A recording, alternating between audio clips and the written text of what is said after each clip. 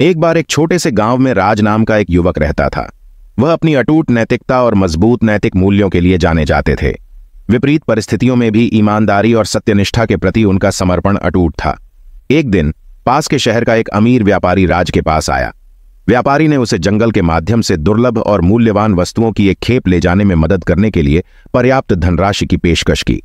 राज, हालांकि धन की संभावना से प्रलोभित था, जानता था कि व्यापारी का माल बेईमानी से हासिल किया गया था।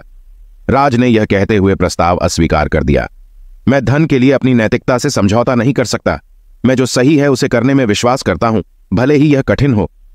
व्यापारी निराश होकर चला गया, लेकिन राज की ईमानदारी की बात जल्द ही पूरे गांव में फैल गई। राज की ईमानदारी और अपने सिद्धांतों के प्रति प्रतिबद्धता ने ग्रामीणों को प्रेरित किया।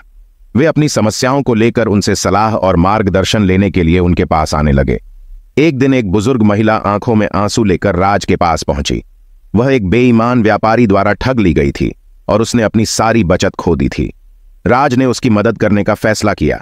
उसने व्यापारी का सामना किया और उससे अपने कार्यों में सुधार करने का आग्रह किया। हालांकि व्यापारी ने पहले विरोध किया, लेकिन न्याय और निष्पक्षता के प्रति राज की अटूट प्रतिबद्धता अंततः जीत गई।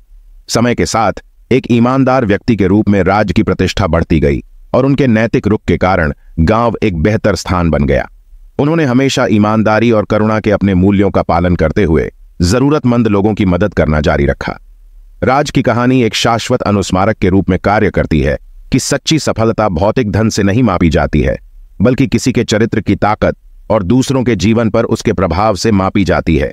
यह दर्शाता है कि जब आप अपनी नैतिकता पर दृढ़ता से खड़े होते हैं तो आप सकारात्मक बदलाव को प्रेरित कर सकते हैं और ईमानदारी और सदाचार की एक स्थायी विरासत छोड़ सकते हैं।